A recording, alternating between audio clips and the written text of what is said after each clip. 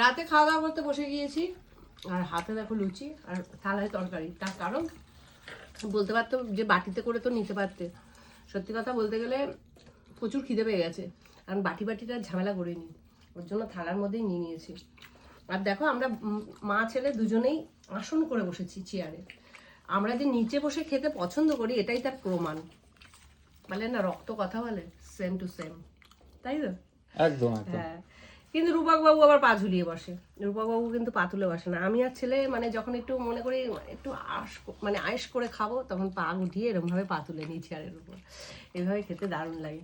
আমরা না নিচে বসে খেতেই বেশি পছন্দ করি, কিন্তু কি করা যাবে, আমার অসুবিধার জন্যই এই ডাইনিং টেবিলটা আনা।